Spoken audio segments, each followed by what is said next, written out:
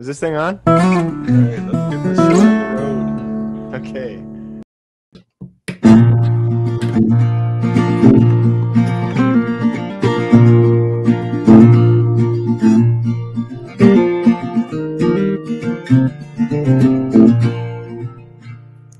The Coffee and Carving Show, episode. Yay! What is it? Number 43. Number 43. The Big 4 and 3. Welcome everybody to another installation of our favorite wood carving podcast, the best in the world. I feel like a lot of podcasts, at least a couple of podcasts, intro that way. The best podcast in the world. Well, don't get too cocky based on your listens last week. Yeah, I told you I was talking the whole time. That's what happens. Well, they didn't know that. Anyway, here we are, back again. Wow. I am not drinking coffee. Let me tell you a story. No, before we get going, I'm not drinking coffee. I'm drinking lemon ginger tea with honey. And you say, really? I say, yes, because I'm dying. I got, I shaved my beard and got sick. See, that's what happens. So I have Kleenex handy. I have candies and tea. And we're going to make this the best darn podcast ever. All right.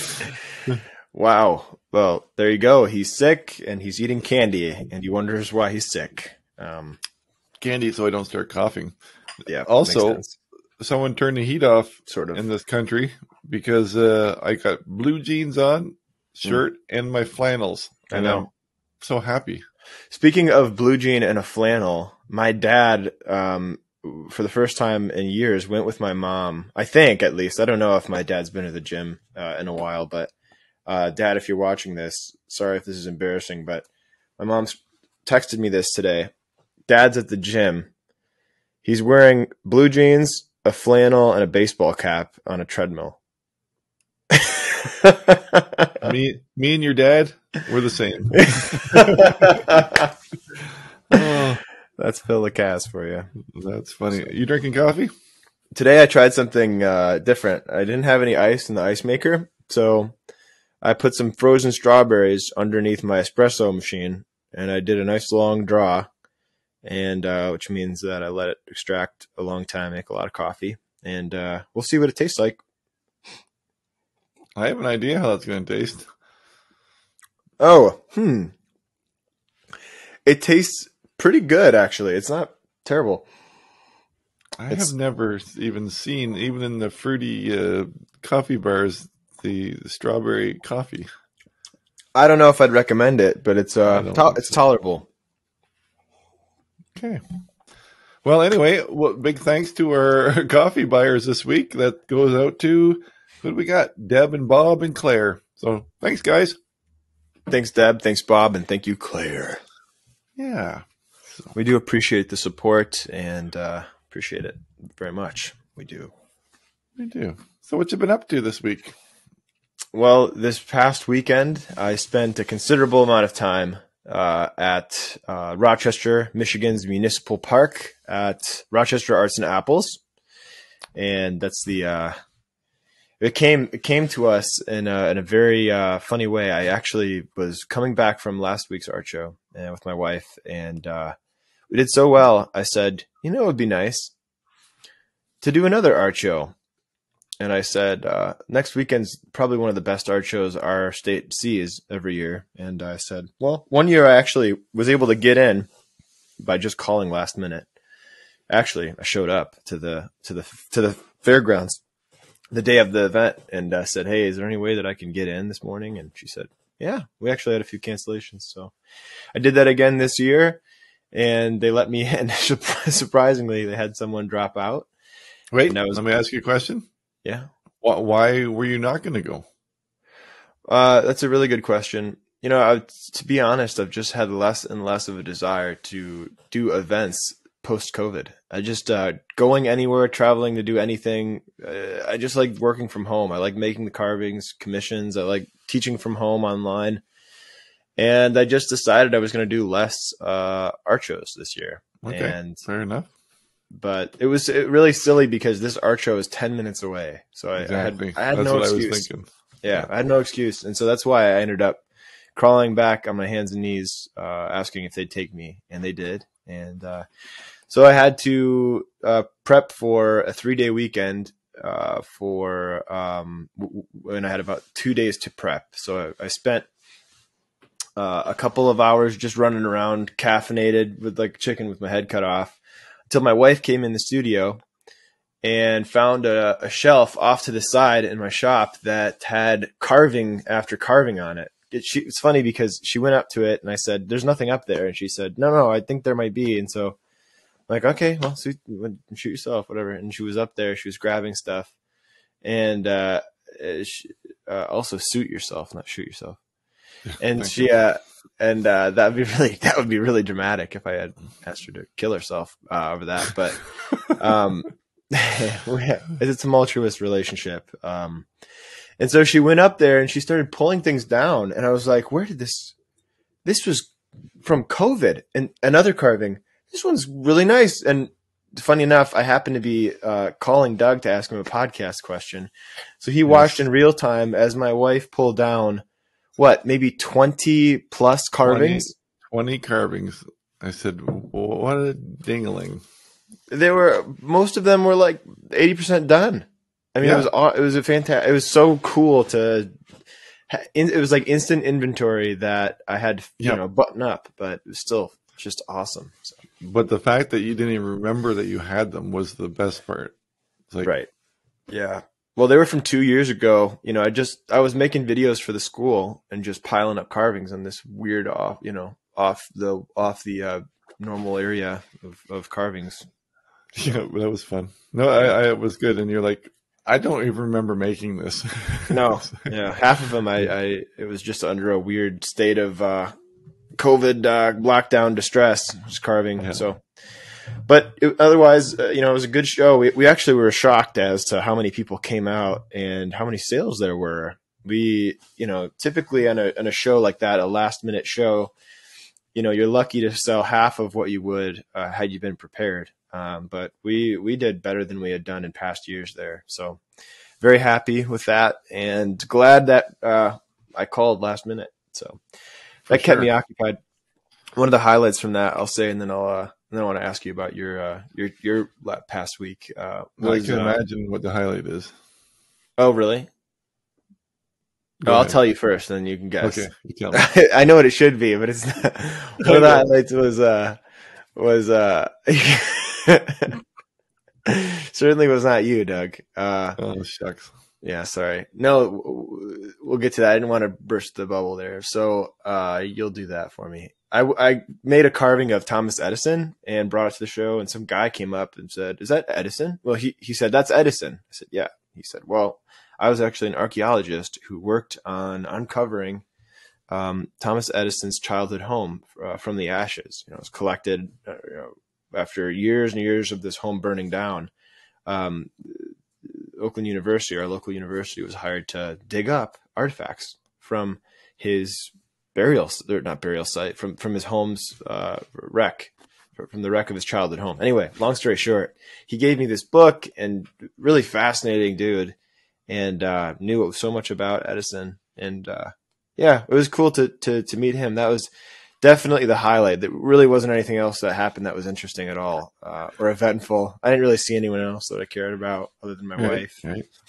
Yeah. Anyway, Doug, do you have a story to tell? I do, actually. I went to an art show this weekend. Yeah. I took myself to this show somewhere in Michigan and something Richmond Hills or something. But what was it? Rochester Mills? Rochester. And I went to this art show, and it was really good, really interesting. Yeah. Seeing a lot of real true artists, and I saw you. Yeah. Well, Doug. So Doug, I had been working on Doug the last like two or 3 days as I found out that I was doing the show. Come to the show, Doug. It's a real art show. You get to see real artists, and it will encourage you because you're awesome, and you still haven't figured it out yet. And so you were kind of hesitant, and eventually, apparently, your wife talked you into it? No? Yeah, she decided that I should go. Yeah. So I said, okay. Right. And so you came, and there was a bit in my head, I pictured you coming and then us kind of getting to walk around more. But what happened was you came, and then there was kind of an onslaught of busyness. And so I will set this up by saying, when I got to your booth, you were a superstar. You know, it's so funny that we surround ourselves with wood carvers, right? Our friends are wood carvers. Even if we're not friends, we're always looking at other people's wood carvings, and went to this large show. You were the wood carver. Mm-hmm. The only one. Right. The only one. Yeah. And everybody that walked by were like, oh, wow. Oh, wow. And Alec, you should say that you were set up in front of your little tent and you were carving as you were selling and showing. Yeah. And people were amazed, mesmerized. They walked by everybody else's tent, high speed, and then everybody just stopped dead in front of yours and like, oh, wow. And I got super pumped just from that, seeing because like I said, we surround ourselves with wood carvers and wood carving loving people or whatever. But to see the strangers see wood carvings and yeah, they were amazed. Like you were a showstopper on the path of tents. Well, it's always helped to demonstrate for me as far as like drawing people to the booth. What I don't understand is how people will do art shows and they'll just I don't get how they can just sit there and watch people. I feel like that would make people passerbyers uncomfortable. You know, you just sort of like staring at them thinking, you know, that's right. Buy my art. Buy my art. Oh, well, I'm doing a spell. Buy it. Buy my art. Ooh, buy my art. You know, it's like it was being interactive like that. People just loved it. Well, it gets your eyes off of the people, so you're not freaking them out, and you're just focusing on your work, and then you're present enough so that if they have a question, you can answer it. I like it. So, but I'll start over though. It was kind of fun because I came in on my own. Again, my wife still, hey Canada, get your passport game in order. But my wife still doesn't have her passport, so I came alone, and I drove to this parking lot where I took a shuttle into the show, which is kind of cool. Hopping on an old school bus with a bunch of strangers and then going to the show and coming out that way too.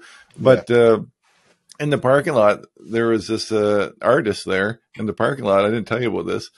And his car was just creeping along. And he said, hey, man, can you tell me how to get my car to go faster? And I said, yeah, well, you can start by removing that big Domino's sign on top. No way. What? Wait a second. So now we're talking about artists, okay? And I've been having a lot of fun with this. So the joke is really, how do you make an artist's car go faster? Just remove the huge Domino's sign on top. That's horrible. That's horrible. If you think that one's bad, what's the difference between a pizza and an art degree? A pizza and an art degree? Yep. Oh, no. I think go ahead. A pizza doesn't deliver an art degree.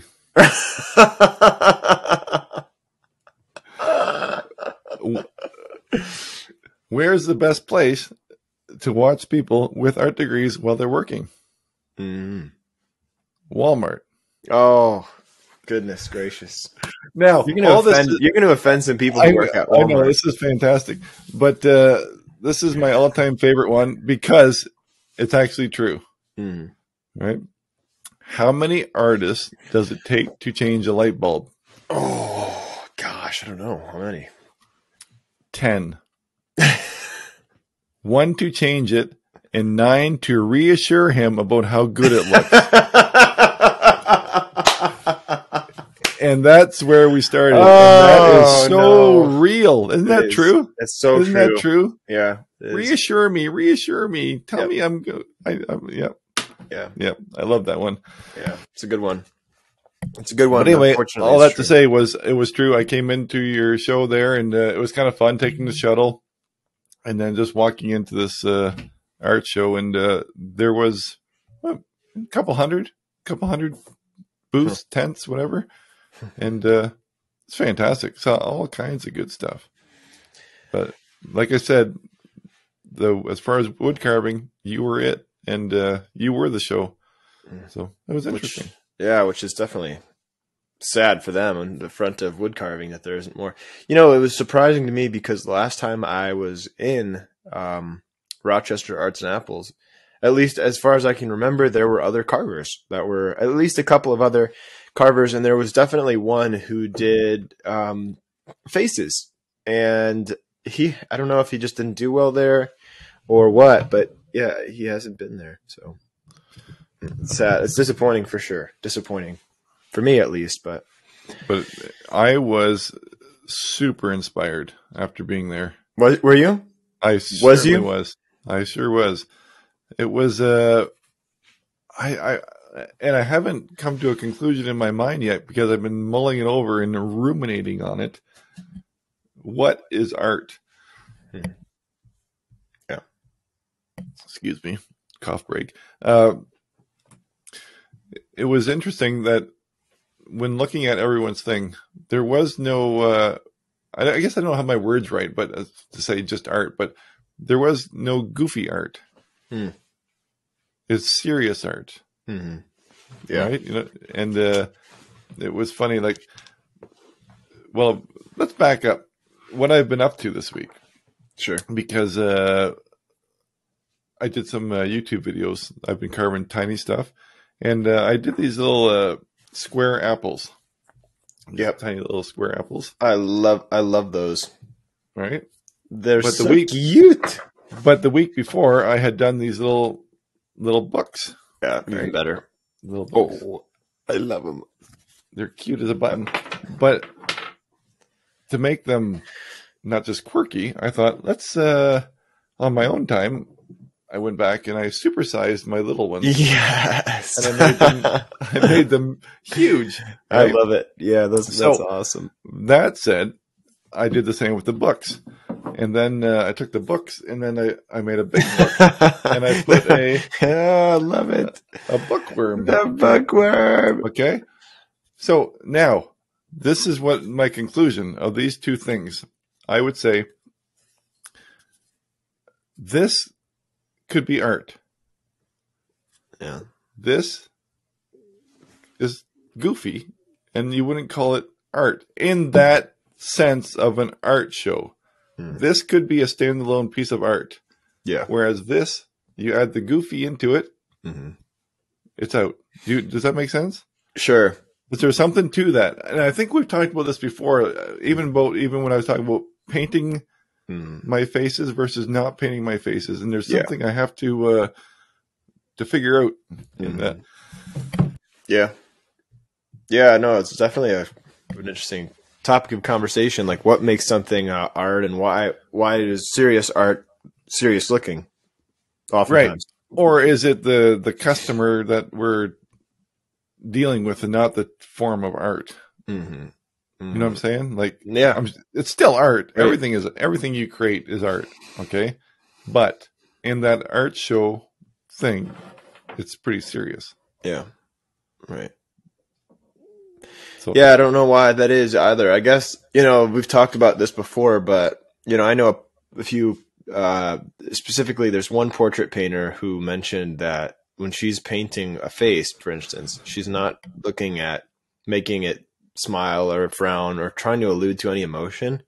She wants to make the face as ambiguous as possible. And she thinks that helps to convey, encourage participation from the viewer. So when somebody looks at a painting, they think a number of things could be true about that person, and that makes them interested in it, except for just writing it off like, oh, that person's happy. Cool. Right. Well, I heard from another well-known woodcarver who does beautiful Santas, like large Santas, and he did a show early in his career. And all the booths around him were selling out, and he wasn't selling any. Yeah. And the whatever the leader, the creator of the art show came to him and said, "I was afraid this would happen to you." And he's like, "Well, why is that?" And he said, "All of your Santas are too happy. They're all smiling too much." Yeah. And that was a downside to selling in that target audience. And that's what I'm saying is the art. Maybe it's the target audience that we should be talking about, and not saying art or not art. Right. Right. Well, or the money audience. Right. Yeah, the audience that wants to buy art. It's funny. Yesterday, 2 days ago now, coming back from Arts and Apples, a lady friend of mine, a friend of the art shows for sure. She comes to many of the ones in Rochester, and she has a couple of my larger pieces now. She bought one at the show this past week, and I told her that I'd drop it off to her. She's a single woman, and smaller lady, and this is a giant, heavy carving, larger than life-size bust of a Native American guy. And I brought it over there with my wife 2 days ago, and as we got to her house, I knew that she had an affinity for Native Americans, and she was Native American because she told me that, and she would always walk around with this golden ring that was sculpted, solid gold, and it was like of a Plains chief, like a beautiful, detailed ring that somebody had carved out of gold. Yeah. And I'm thinking, well, obviously she has some affinity towards the Native American art. But when we got to her house, first of all, beautiful home. There was at the front door, you'd walk into the entryway, and there was a beautiful painting of a Native American person. And, I was shocked at the detail. I mean, this is like museum quality framing too. I mean, it's old antique paintings with, those beautifully carved frames. And look over to your left, and there's a beautiful room, wood floors, herringbone brick fireplace. And all around the room was this amazing museum quality, giant, 4 foot by 6, 4 foot by 5 foot, 4 foot by 6 foot, huge paintings of like Western scenes. And they were all framed with these huge, bombastic gold leaf carved frames that looked like they could be in some fine arts museum. In some cases, I mean, they were from fine arts museum or, museums or art museums. And this whole entire home was like this. It was just painting after painting, sculpture after sculpture, original artifacts from native sites. I mean, I could not believe bronzes, antique paintings. Even her chandelier was cast from solid bronze. She had to reinforce this. She had to have contractors come out. The electrician couldn't hang it. They had to have contractors come out to reinforce the ceiling to hold this beautifully sculpted chandelier with the intricacy from somewhere in France, from some famous artist. I mean, just in the same way that maybe you were encouraged by going to the art show, I was so encouraged to see someone, number one, just curate such beautiful Western. It didn't, it could have been cluttered. You could have walked through there and felt like this is kind of gross. Like there's just so much crap in here. But walking around, it was so beautifully decorated and so nice. Number one, it just made me think, you know what? Art can make a space so beautiful. And number two, just that someone would have that level of interest in the same kind of stuff that I have interest in, and like the way that things look, the way that I like the way things look, and just give me hope for making art, right? Because she had my art amongst all that beautiful art, and it looked so nice with just this beautiful background. It elevated what I had, and it was validating. So that was. But to your point, most of the faces that she had, portraits, because she loves portraits, they weren't of people just cheesing it up, hey, just another day in the plains, It was just, they're serious, stoic people in real life situations. So, Well, that's what I was saying. Like the difference between the bookworm and like, like the green man. Yeah. Right. Like, yeah. Yeah. Yeah. I don't know. But these are things that I have to figure out in my mind, because these are all things that I've done within the same 3 or 4 days. It's just It's just a scattering of strange carvings. But anyway, yeah, I was super encouraged, and again, to your credit too, I witnessed a few of your sales, and a lot of people that came in were like, "Oh, he has a couple pieces. Well, he has a couple pieces." These aren't. If they buy once and they like your work, they come back. They almost make it a ritual. If you're at that show, to buy a piece of your work. Yeah. Like you have collectors who collect now Alec Lacasse carvings. Right. Which is cool. Yeah. It is cool. And it's like you forget about that. And then, so once a year, twice a year, or for people that do a lot of art shows, maybe more than that. I don't, but you get reminded that, people care about what you do still, and you're not just alone, amongst your other wood carving buddies in this world of carving, that everyday people can sort of see it. Not every people, or maybe not even most people, but people that already appreciate art, they're going to see what you're doing and appreciate the hard work that you put into it. Yeah. And so, it is very much, that light bulb joke that you made definitely rings true, because it does. It really does. You need a whole bunch of people to tell you that you're doing the right thing before you start appreciating it. And again, the fun thing that I thought too is that in a world, like you said, or like I said, we surround ourselves with wood carving buddies on Instagram and YouTube, and you think everybody's a wood carver. Right. One of the largest shows, one of the best shows in America, you're the only one. And like in my surrounding area here, I don't know any wood carvers. Right. So the population is so big, so we think there's so many of us, but then there isn't. Just like the people who are listening to this show, right? Like from all over the world, because it's not as concentrated as we think, and there is room for everybody and more. Right. So,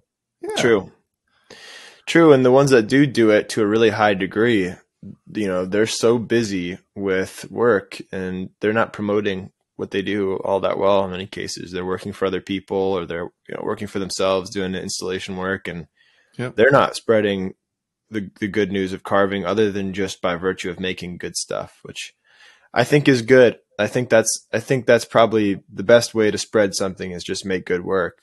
Yeah. And that's why part of me, when you go off on these tangents about art or not art, I don't know if I care, so long as you are inspired to keep making the awesome stuff that you make, because whatever you're thinking about, it's good because you keep making good stuff. So I kind of feel like you're making art, whether Doug knows it or not, he's making artwork. No, you know what I mean? Yeah. As long as he keeps doing it. I don't disagree with you, but I'm, like I always say, like I'm just scattered everywhere. In fact, I even brought home stones that you kindly gave me to pursue a little bit of rock carving on the side. And like, you never get really good at something unless you focus on one thing. And like I said, if I really love the faces and the carving, but then I disappoint the YouTube viewers if I do that. Right. So, right. It's not accessible to everybody as a beginner, but anyway, that's just, it's fascinating stuff to talk about, like what makes something more artsy and what more sellable, and what makes something more. It's funny. I couldn't really find a lot looking on the internet for this sort of conversation. I was actually before this art show just sort of curious. My brain was thinking on this whole topic of like how to make art, and sales of art and sculpture and all this stuff. And there's just not a ton of information on the internet, as far as I can see, that speaks to this question of like, what do people want to see? What do people like? And so, which is fine, because ultimately, if you make stuff that you really like, other people will like it. But the conversation is worth having about, like, people's psychology around art. What do they want to buy? Anyway, it's fun, at least for me, to listen to stuff like this. So, well, there you go. But I wanted to say really quickly before we move on. Did you have something? Oh, we're not moving on yet. Keep going. Okay. Yeah.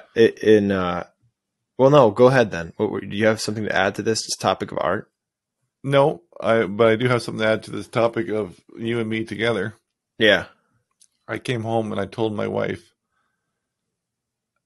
Alec is you, and you are Alec. What? So I talked. Your mother was at the show, and we talked about you too. And I said, Alec is an engager. He's a talker. Alec and myself, we got to get out of the booth for a little bit, and we just kind of walked around together around the show. And whereas if I see a salesman or the artist, like, don't look at him, don't make eye contact because he's gonna engage. Alec like beelines it to the guy to start a conversation and discuss things. Like I'll be 4 or 5 booths ahead, and I'll look back and go, where'd Alec go? And he's out there talking away to somebody else, and that's exactly what my wife does. Yeah. So our personalities are different. Whereas I'm not an engager. I am introverted with little bouts of extrovertism, but overall I'm introvert. But you're an extrovert, and you engage. You want to talk to everybody and learn why they like this and why they make that. And I'm like, don't make eye contact. They want to talk to me. Yeah, no, it is. I did notice that about you. And at first it kind of surprised me, but then I realized, you are, just because you are a really good presenter doesn't mean that you have to be like this big extrovert all the time, always wanting to talk to people. Oh, and when I say you're like my wife is more introverted than I am. Oh, really? Yes, but she'll talk to the cashier at the grocery store for 10 minutes, but then has to go home and decompress. Yeah. I don't know why people don't know people are surprised when they find out I'm an extrovert. Well, at least that's how I think. Somebody messaged me. because you work by yourself all the time. Yeah, maybe that's it. And I didn't even know it was a question, but then somebody texted me 2 days ago after the art show saying, "Hey, my friends and I were trying to decide if you're an extrovert or an introvert. What are you?" I was like, I don't know. I think I'm an extrovert. And so, I don't know. Apparently that doesn't read as obvious, but yeah. Well, it was funny when I went to leave the show. You're like, "You're leaving already?" I'm like, "Yep, time's up." It was funny. You can definitely tell you hit your. I hit the wall. You hit your wall. Like, I hit the wall, and nope, we're done. Enough art. Enough stuff. And ice cream. Oh, you didn't even get an ice cream, you jerk. You missed out big time. I gave you a very good reason why I did not take you up on it. I would absolutely love to hear if there are any older adult males who feel the same way as Doug. He said to me, when I asked him if he wanted an ice cream, do I look like a child? And I did think about it, and it is a visual to have something else. You had ice cream on the brain for about the last hour before I left. And like, you want to get ice cream? You want to get ice cream? I'm like, bro, I'm 50. You didn't want to be seen just licking a cone? Like, wait, you want to go down to the licorice shack there and get a little gummy bear? Yeah. Gummy. I've never once in my life thought about that, like being an age restricted thing. I know it's not. It's just my little thing that it is funny, it has never crossed my mind that, you know what I want right now? Ice cream cone. Never has crossed my mind. Yeah. Now, coffee would be my ice cream. That's fair. There you go. Yeah. And we went to a nice coffee shop booth. Yeah, we did. Yeah. And you talked their ear off. Yeah, I did. My coffee would have been half gone. I am my grandpa too, though. I mean, I'm sad if I'm not talking to strangers. You know what? Part of it is too is I remember hearing. I think about this almost every time I'm in public. Is there's some like NPR or some news story about how there are things you can do to build confidence in yourself. And the number one thing at the top of these 10 things to do was talking to strangers, a confidence building experience, because you show yourself that no one's a stranger and that you can talk to anyone. And most of people's anxiety comes from an inability to present themselves. And so I feel that anxiety. And so a lot of times I'm fighting against that. You know, I think growing up in a very sheltered rural environment and being homeschooled forces you to either try to be extroverted or you just are afraid of people constantly. So I think maybe I'm still trying to push against that discomfort. I guess I'm not afraid of people in any sense of the word. Right. I would be bothered. Yeah. I don't know. But no, I'll talk to people, like I said. But yeah, I just don't seek it out like you did. It was just an I think I'm still trying. Made. I went way too deep, way too fast. But I think it's me trying to prove to myself still that I can do it. You know, I can talk to people. Come here. Yeah. Whereas you're over there, like, you know, you're good. It's all right. I've had enough. We got this. But just a cranky old man is all. So you've been up to something else too. Again, I thought we could touch on because you've been playing games with the your videos. Yes, playing games. I've been doing that. I have. Yeah. Well, my brother is a budding YouTuber and is so jazzed. He was showing me his stats yesterday, and he was so jazzed about making videos that he said, you know, he's constantly giving me new ideas for carving videos. And he was like, yo, you should try. And it's almost too much. He's like, you should use a shovel. You should make a video about how you get your wood. You should come up with a video about how you carve with the blindfold on, you know? And then he had one though the other day that I thought was pretty good. He said, you know, you should try and make a video to kind of prove people wrong that you need to have really good tools to be a good carver. Yeah. And he said, you should just like sharpen a butter knife or something. And that one stuck out to me. He gave me other ideas like sharpen a screwdriver, sharpen, you know, a file.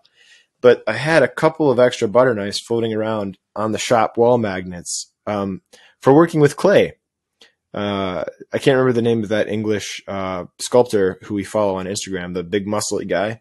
But he talks about using his favorite tool being these butter knives for shaping clay. So anyway, I had an extra one floating around, and so I sharpened it. I put an edge on it, and I polished it, and tried to do carving with it. And actually, I started with a video on just using one chisel. So I don't know where I put it, but the macaroni tool. Yeah. And I constantly forget what this thing is called, but, yeah, it was a macaroni tool. This one, it's a little, for the viewers at home. It's a square kind of shaped tool. I don't know if they can see it, but anyway. It's a U-shaped 3-sided chisel. Right. And so I did a carving video with that, just using that. And I gave myself a 20-minute deadline. And yeah, look at so I challenged myself to not use sandpaper, because I guess if you're going to make a video on only carving with one tool, you can't use other things. So then of course the butter knife came in, and it had a bend in it. You can see in this video there's a bend in the blade, but it actually kind of worked to my advantage because it acted almost like a gouge a little bit. So I was able to make a wood spirit with the sharpened butter knife, and then I could scrape the surface of the wood to almost sand it. So I didn't have to use sandpaper. Do that again by the microphone. Get some ASMR. Yeah. It was a nice. Honestly, I did think this is kind of a nice sound. Okay, everybody. Close your eyes and take a deep breath. Today we're going to carve a wood spirit. with a butter knife. Okay. Anyway, I love the idea, and I love. One time, I always wanted to try it, but I didn't want to try it because it'd be copying. But our buddy Kevin Coates out in the East Coast here, he made a wood spirit with a axe head, just a head. And just that's crazy. And yeah, and the reason I was saying I want to talk about that because I have separated my tools from the basswood figure type carving and the cottonwood. So now all the tools behind me are just for carving larger, not just cottonwood, but larger wood spirits and whatnot. Mm-hmm. And the tools on my desk here are just for my figures and handheld carving. Yeah. And I thought, if I'm going to buy gouges and V-tools and a set, what do I actually use? When I look at the tools behind me, I basically use number 11s, number 9s, number 5, and V-tool. So that just, if I had 5 tools, yep, everybody sees 40 behind me, but those five tools are can do everything. Yep.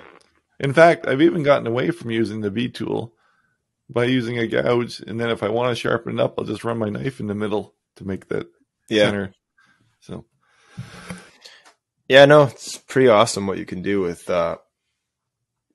less tool, and it's good to challenge yourself, I think. And to be honest, I wasn't sure what would happen. I don't really do anything like that with just one tool. I've never done anything with just one tool. I mean, I have with just one knife, but never, just a random object that I sharpened. So that was I was pleasantly surprised with how much I could do with just the knife, the butter knife, and it's a good. Again, it's kind of nice to just remind yourself that the skill is in the eye and in the hand, and it's not in your tool. So don't focus so much on the tools. Focus more on good tools. And I did pick something that a knife is a good thing to have. You can do more with the knife than you can with most tools. So as you've proven 100 times over or 300 times over in your videos, right? You can do a lot with just a knife. So, but I would also caution against telling people to do what you just did. Oh, really? Yeah, because then you get the knife snobs telling you that the temper in your butter knife will not hold up. YouTubers. What's the hardness? What's the Rockwell hardness of that butter knife? Yep. Yeah. I do have to say though, I pranked my wife at the beginning of the video and told her that I used our brand new gifted fancy silverware. I had to grind it up. So this is that. I have to play this. Just because we have an extra set. You should have thrifted a butter knife. I don't have time for that. It's YouTube. You're recording me right now. You didn't do that? No. I had no fun on the show. Oh, that would be good. Got her. So anyway, so there's a YouTube video coming out tomorrow morning. So what is that? The 14th of that. And I did I had to edit I had 45 minutes of video, and I went back to my old camera, my old big rig, and I was in the way of that video. It got cut down to like a 4-minute video. So. Well, I told you we were missing the back of your neck lately, but it's coming back, is it? I literally, like I said, to edit it out of 40 minutes, I had to edit out like most of the video to get myself out of the way. So I'm not in the way most of the time, but. Well, for people who get a heads up, or this may come out at the same time, but I'm kind of editing the video that I made at your place with you sharpening. Oh, cool. And I'm going to edit the life out of it as well. Are you? Because how boring! It's a sharpening video, but how boring to see every little turn on the 35 minutes worth of holding a tool on the sandpaper or whatever. So I'm going to edit it down and just say a few moments later. Yeah. Because it's too much. But I'm not as trained a YouTuber or a captivator. It's what it took. I'm just I was not dissing you. I'm just saying you just can't present that. Right. Like, it's good to make videos and watch them back and suffer through yourself so you know what students have to put up with when they're watching you. So all of you students who are listening, I understand now, and I'm going to try and get better. And when you see me in my next class, I'm not going to bore anyone ever again. No. So we should just touch on really quick before we move on to our mailbag. But some of the comments on last week's video were like, Alec, your mic just about blew my eardrums out. Doug needs a new microphone. His volume sucks. Mm-hmm. Well, a couple others that went away, but we're still learning. A lot of people saying, hey, old man, get your face next to that microphone. Yep. And Alec is too close to his mic, and you're too far away. And and they were right. But another one was like, you guys must be getting really popular because I'm seeing ads every 2 minutes. Well, you know what? That's not how it works. That's not how it works whatsoever. And also the fact that if you're getting ads every 2 minutes, we're not seeing the profits. Yeah, so, we wish. Can I tell you a secret though? What's that? All right, so I made a carving for a guy in stone, and he waited for it for 2 years because I didn't have this special pink alabaster that he needed until I found it. And if he's listening to this, I'm writing myself out, but he went to pick it up at this last art show. And by the time he had come to pick it up, I had accidentally sold it to someone. So I had it in a big pile of inventory, and someone came by, picked it up, and when they left, I realized, I brought his carving to the show.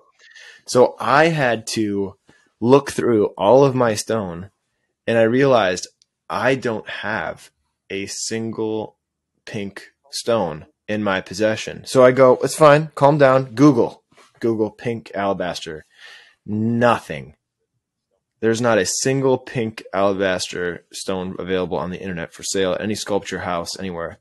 So I had to plan my next trip to get alabaster until I was looking through some stuff, cleaning up the shop the other morning, and I found an old Native American carving I had done in stone, but never finished, in pink alabaster.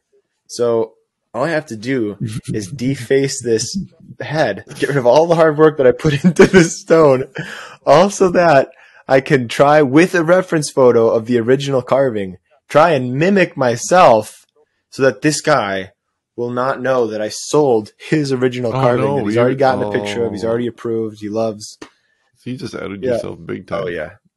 So I won't tell no one, but you know what? My secret. You know what Don't works? tell anyone. Sticky notes. Not for sale. Right, on the carving. Well, in fairness, I'm going to try to make this one better than the first, so that if this ever happened again, people know that they're getting something better than they originally I would challenge you paid for to clean out that workshop you have there, and maybe organize a little bit, because I'm still laughing that you pulled 20 carvings off the shelf that you didn't know were there. Yeah. Like you could have. No, it was in July. Shocking. Last July, you could have actually went to the grocery store instead of foraging. That summer foraging, you know.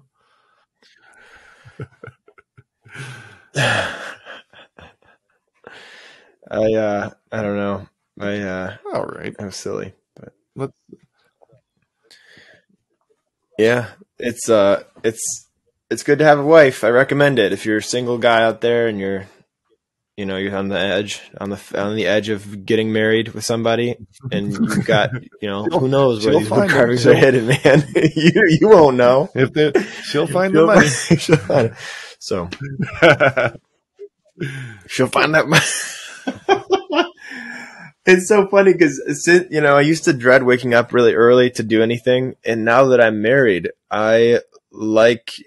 there's something internal that fires up in you to provide, where you're just like, "Whoa, let's go, let's get to work." Come out here. I'm excited to get things done because you're not just doing it for yourself anymore. My jealousy for your lifestyle will change now as I watch you.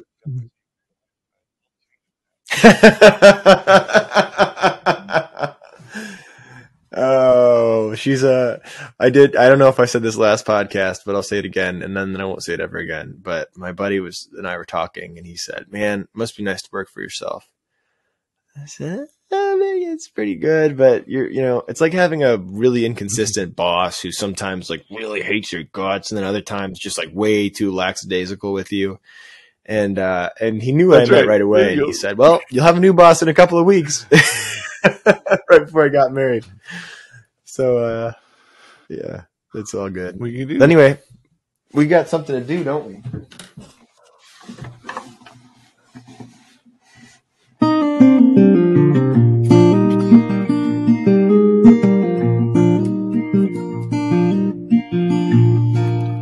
Mailbag.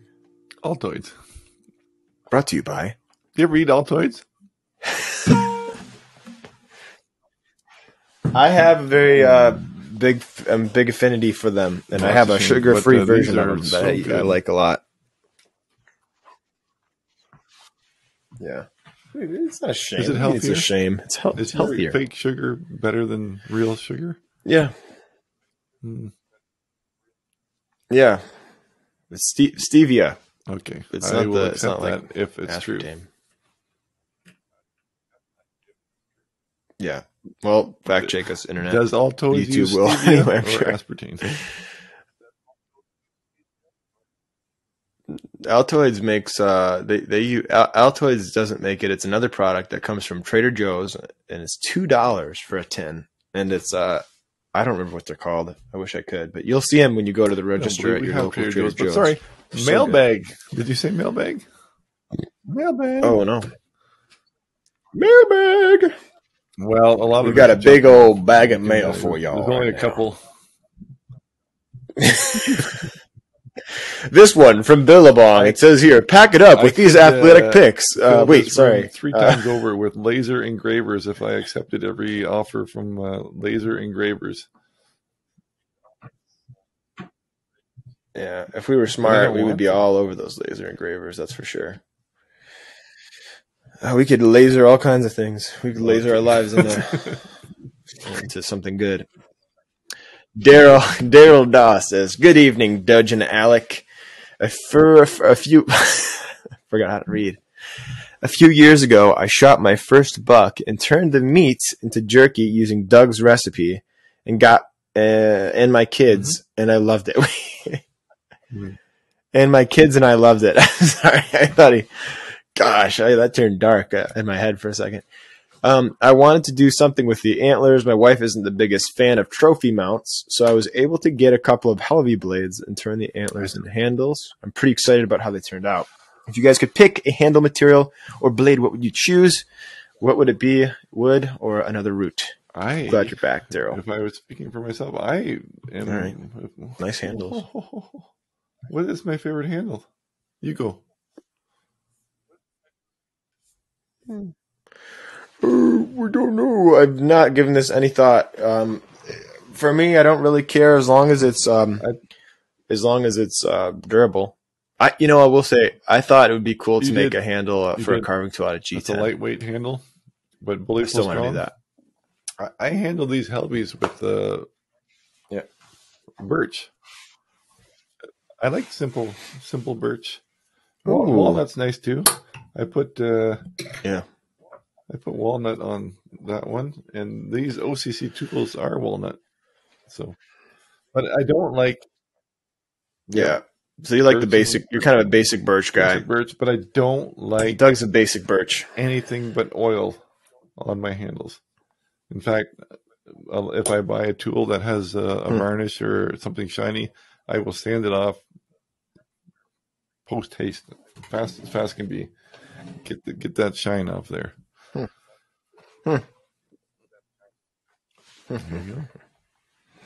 There you go. The antler is very fun moving to on do, here. and a fun novelty. I just don't know that if you want to be consistent, that you can ever maintain consistency across your tools. Right. Yeah, you'd have the knob to contend with, and it should be good looking, but I don't know. I guess I don't know. I would take a knife like that for sure. Don't get me wrong. Steve says, "Hey, Doug and Alec, I got hooked on carving just about a year ago after watching one of Doug's video. I told you were a crack dealer of carving, Doug." He says here, "I got hooked on carving just about a year ago after watching one of Doug's videos. I carve quite a lot now, more than I want to. In fact, I cannot stop. Every waking hour I carve. My wife has left me. My kids are gone. All I have is this knife and this piece of wood. I appreciate Doug's willingness to share his skills with rookies like me and many others. Alec, what can I say? Your work is aspirational and your enthusiasm for art is contagious. Love the podcast, guys." He says pod and then space cast. "Keep it up, guys. P.S. I think Doug should be an honorary American." I would have to disagree with him. Carrie says, "Hi, just wanted to circle back on my email below since I haven't heard. Oh, God. I just started reading a spam comment. Somebody very kindly here is offering us audio help, which is a very subtle way of saying that our audio sucks. Gravy? Yeah. Hey, guys, glad to hear from you again. Welcome back. Looking forward to another great season of podcasts. I have a question about pillars. When printing, I know you guys usually transfer a flat image by wrapping. However, if a project is a flat image on a round surface, it distorts and looks good from one point of view. So their question is basically, how do you do that without making the angles weird on a curved surface? So they said they were probably overthinking it, and maybe it'd be easier to just do three-dimensional carvings. I did that. Log. Yeah, yeah, easy answer. No, just don't try that anymore. It's like that joke where the guy goes to the doctor and says, "It hurts when I do this," and the doctor says, "Okay, well, don't do this." The basically just don't print on. No, there is probably some truth to that, though. It is easier to first think of an object as having two sides, a three-dimensional object. So you have your front plane and your side profile plane. And then as you move into the project, then you start thinking of other planes. So like the 3/4 view, 1/8 views, all that stuff. So maybe stick to starting with, if you're going to draw something out, maybe stick to drawing it out on a square thing. If you can, before it's turned into a pillar. Really, to be honest, there are probably people who are, well, for a fact, there are people who are much better at answering this question than I. I'm not doing architectural carving. I'm not carving on pillars very often. And I'm sure I'll come to that challenge eventually. But yeah, and maybe you are kind of being a little bit too particular in this case as well. Maybe you can get away with using the templates on three-dimensional or the round shapes, and the distortion is maybe a little over amplified in your head. Maybe it's not as big of a deal. That's my guess. But again, not an expert. That's just from one bro to another, an armchair expert to another. So, but thanks for the comment, Gravy. And that's it. That's it for today. So I think it's time we usher in our new topic. A new topic of why did Alex new-ish, maybe wedding ring on his right hand? Oh, it's not left. It's on my left. It's just everything's turned around. Oh, these are different rings. This is a snake ring. Scary. Ooh. And then this is different. Just a different ring.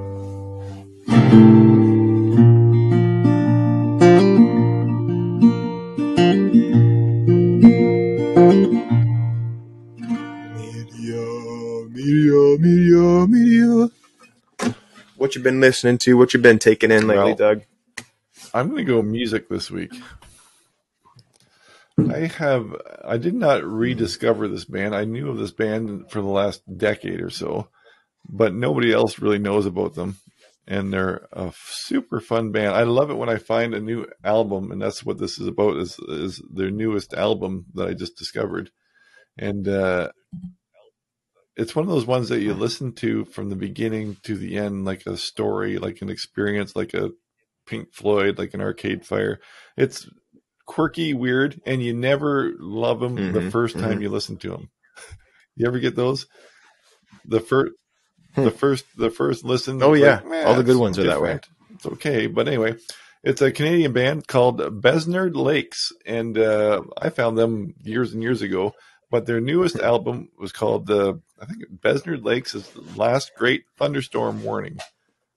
It's a strange title, and it's a strange band, but it's it is very alternative. I think if you like Arcade Fire or something, it's kind of got the tone of that, but just different. But great. Almost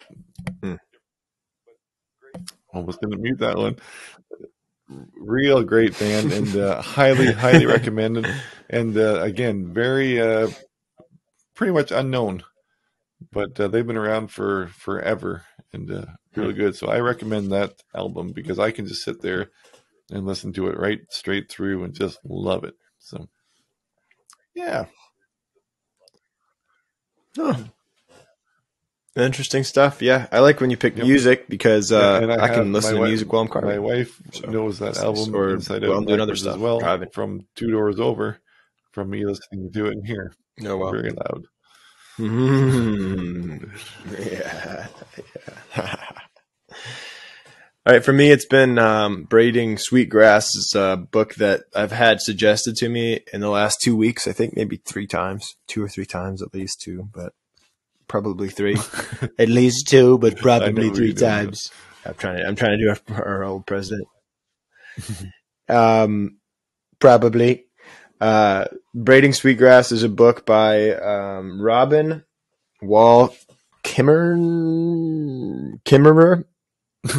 Anyway, she didn't pick her name, and it's so far it's an interesting one. I don't know. I'm gonna try to get through it. I'm a day in. I'm sure it's great, and I'm apparently it's about indigenous wisdom, scientific knowledge, and the teachings of plants. So yeah, cool. I don't know what it will be like, but I will read it. That's mine for the week. I shouldn't pick anything I don't know anything about. This far on that, so that's right. This is the part of the podcast where we say goodbye until next week. Thanks for joining us, everybody, and remember, there you go. Take your vitamins.